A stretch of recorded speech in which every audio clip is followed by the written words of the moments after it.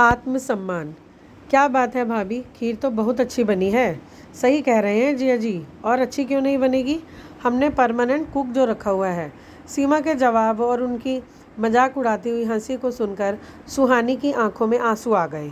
वह जैसे तैसे करके आंसुओं को छुपाती और अपने कमरे के अंदर गई। सोचने लगी, इसकी यहाँ क्या ज़रूरत है? कुछ भी तो नहीं। वह तो अपनी माँ के दिए संस्कारों की वजह से किसी को कोई जवाब नहीं देती, बस चुपचाप सुनती रहती है। लेकिन उसी के इन्हीं संस्कारों की वजह से सब उसका मजाक उड़ाते हैं।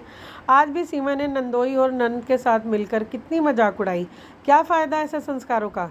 क्या जिनकी वजह से इज्जत और आत्मसम्मान को ठेस पहुँचे। रोते हुए वह यह बात सोच ही रही थी और पिछली बातें याद करने लगी। सुहानी एक मध्यम परिवार की लड़की थी।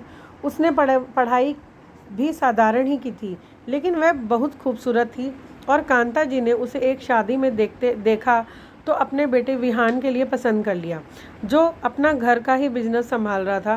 कांता जी का परिवार अच्छा खाता पीता परिवार था। उन्होंने सुहानी के पिता दयाल जी से उनकी बेटी सुहानी का हाथ मांगा तो उन्होंने हिचकिचाते हुए उनसे पूछा, आपकी कोई मांग तो नहीं है तो बता दीजिए। अगर मेरे बस में होगा तो मैं पूरी करूंगा, और अगर मेरे बस की बात नहीं होगी तो हमारी तरफ से ना समझिए। तब कांता जी ने यही कहा था, हमें सिर्फ आपकी बेटी चाहिए और कुछ नहीं।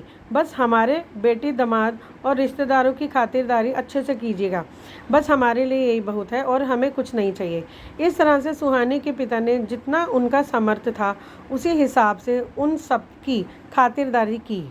विदाई के वक्त माँ ने संस्कार और परंपराओं की पोटली उसे थमाई और कहा, लड़की का असली घर उसका ससुराल ही होता है। तुम अपने अच्छे व्यवहार से सबको खुश रखना। एक दिन देखना, तुम्हारे अच्छे स्वभाव के कारण सभी की आंखों का तारा बन जाओगी।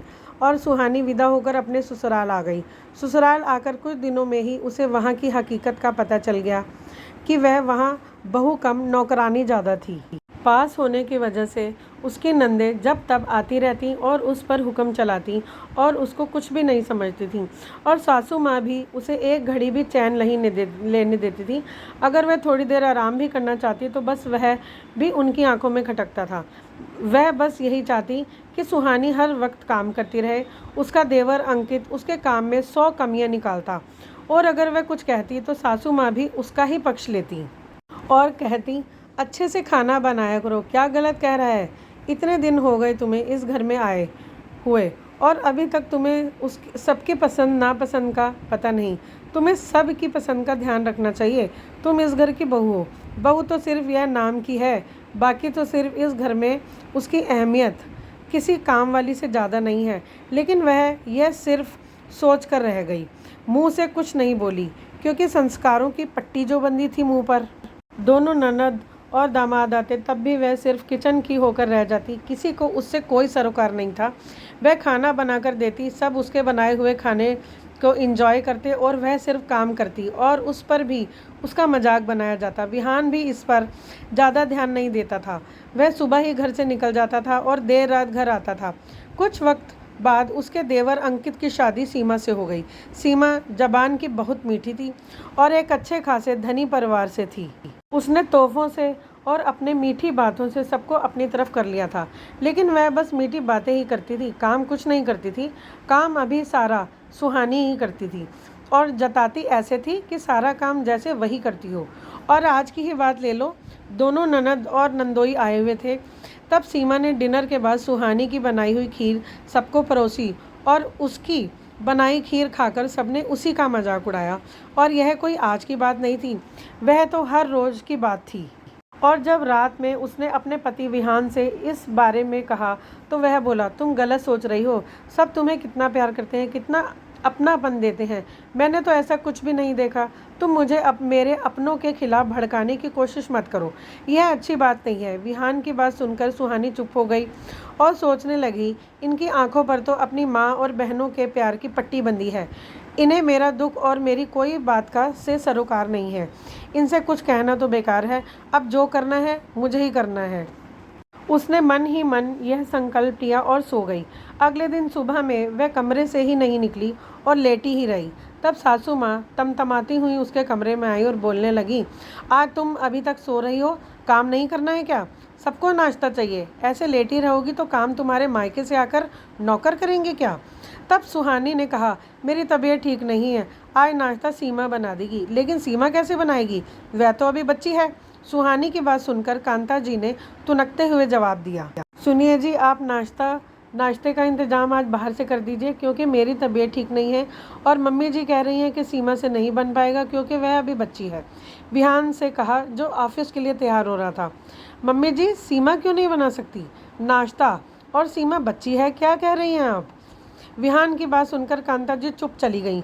सीमा और कांता जी ने जैसे तैसे मिलकर नाश्ता बनाया और आज किसी ने उसमें कमी भी नहीं निकाली। 2 दिन बाद संडे था। संडे के दिन सासू माँ ने दोनों नंदों को परिवार सहित खाने पर बुलाया। सुहानी, खाने में आज क्या बनाओगी? ऐसा करो, राजमा चावल, भरवा भिंडी, पनीर बटर मसाला, रोटी, मीठे में गाजर का हलवा बना लो। सुहानी बोली, ठीक है, मैं पनीर बटर मसाला राजमा चावल बना लेती हूँ, बाकी सीमा बना ले देगी। पर भाभी, सीमा कैसे बनाएगी? अंकित बोला, जैसे मैं बनाती हूँ। ऐसा कहकर वह लापरवाही से उसको अनदेखा करते हुए उठ खड़ी हुई। विहान भी बीच में बोल उठा, अरे दीदी भी तो सीमा के हाथ का खाना खाकर बताएं कि हमारी सीमा कितना अच्छा खाना बनाती है। अब सीमा को ना चाहते हुए भी काम करना पड़ रहा था। धीरे धीरे सुहानी ने हर जगह अपनी प्रतिक्रिया व्यक्त करनी शुरू कर दी, चाहे घर का काम हो या बाहरी मामला। पर वह समझ गई थी कि अब वह जो भी कहेगी सब विहान के सामने। सुहानी को जो कुछ कहना होता वह विहान के सामने कहती। ऐसे में कोई भी कुछ नहीं कर पा रहा था, क्योंकि सारी बातें आमने सामने होती थी। सीमा की मिठास गायब होने लगी थी। अंकित भी उखड़ा उखड़ा रहने लगा था। इधर विहान को भी अपना पिछला बर्ताव याद आया, तो उसने अपनी गलती महसूस करके सुहानी से माफ़ी मांग ली। इन सब से सुहानी ने भी बस यही सीखा कि जब तक हम अपने लिए कुछ ना बोले तो सब हमारा फ़ायदा ही उठाते रहते हैं, और अपने लिए कदम उठाना ही पड़ता है, तभी सबको हमारी अहमियत समझ आती है। तो दोस्तों, देखा आपने, अपने आत्मसम्मान की रक्षा हमें खुद ही करनी पड़ती है। आओ कहानी सुने में आपको मेरी ये कहानी पसंद आई होगी।